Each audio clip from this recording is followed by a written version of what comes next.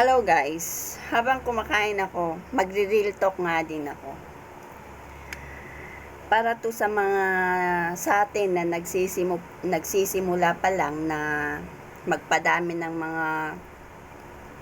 ating mga followers. Ang Ilocano ako matapong talaga nga ma-express ko nga kahit kung may bagang followers tayo gamin kat at aduti Tagalog so nga ag Tagalog tayo latan. Sabi ko mag-Ilocano sana ako, kaso lang mas marami yung mga Tagalog na followers ko na nagre-react. Kaya balik tayo dun sa ating real talk. Hindi masama ang mag-share ng mga live, lalo na sa mga big creator na yan. Lalo na pag yung mga may pa-giveaway o may mga kwan sila, may mga pa-Gcash, may mga pa-star. Hindi masama ang mag-share ng kanilang mga live.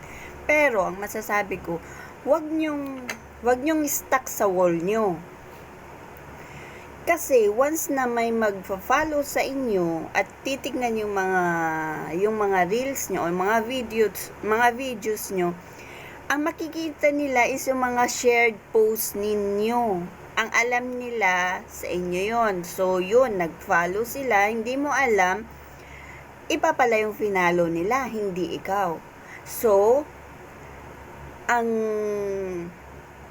kwan nun is yung mga shared post nyo ang kumukuha ng mga followers nyo, hindi ikaw. Gets nyo? Ganon yun. Kaya pag nag-share kayo, tapos yung live nila, delete nyo. Wag nyong stuck sa wall nyo.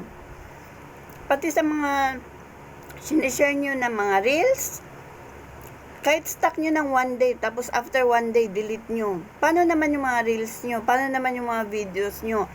Ang hirap kumuha ng mga views ngayon. Lalo na tayo mga nagsisimula pala, ang hirap kumuha ng mga views ngayon. Ang basihan kung paano tumaas ang ating earnings ay yung mga views natin. Lalo na pag monetize ka na, ang hirap kumuha ng mga views, sinasabi ko na sa inyo.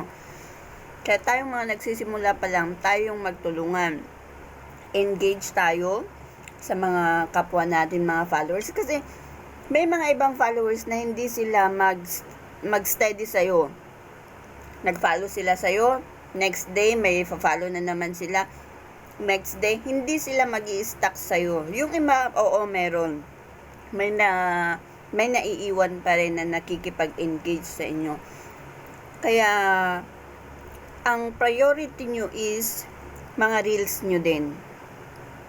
Kasi minsan sa akin, sa reels ako talaga nagfa-follow. Pupuntahan ko yung mga profile nyo, then sa reels, doon ako magfa-follow at magko-comment. Mga 2 or 3 videos yon. So, pag wala akong nakita, pupunta ako di ba may mga post about, tapos mga reels, videos, pupunta ako na lang ako sa mga reels kasi makikita mo sa mga wall nila is mga shared post nila. Paano naman yung mga reels mo, di ba? Paano kanila i-follow? Hindi masama ang mag-share at makisama sa mga teams, 'di ba? May mga teams. Kaso lang, intindihin niyo yung mga reels nyo kasi dito talaga is yung reels nyo ang importante.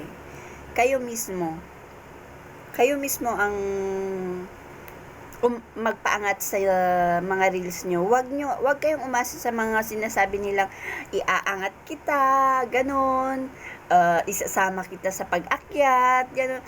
Ito pa pala, may nakita na naman ako, grabe, ginawa ko din to kasi may nag-post sa group, sabi niya, 10 stars sa bawat 10 stars sa bawat new followers ko, sabi niya. Then nag-follow ako, pumunta ako sa mga reels niya, nag-comment.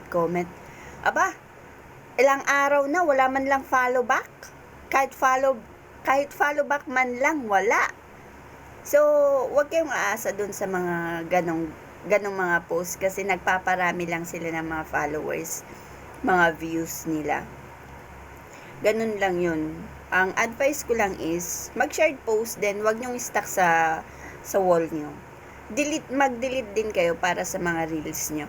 Lalo na sa mga live, kasi minsan, yung mga live, may violation yung mga yan. Once na na-violate yung live nila at shinare mo, madadamay ka din. Ganun ang proseso ni Lolo Mitch ngayon. Ang daming mga big creator na naging parang demonetize yung mga account nila, hindi na nabalik. Kasi sa mga live, may violation at nadadamay yung mga iba. Kaya merong na-demonetize na small creator kasi yung mga shared post nila. Ganun yun. Nadamay sila sa mga share nila. Ganun yun.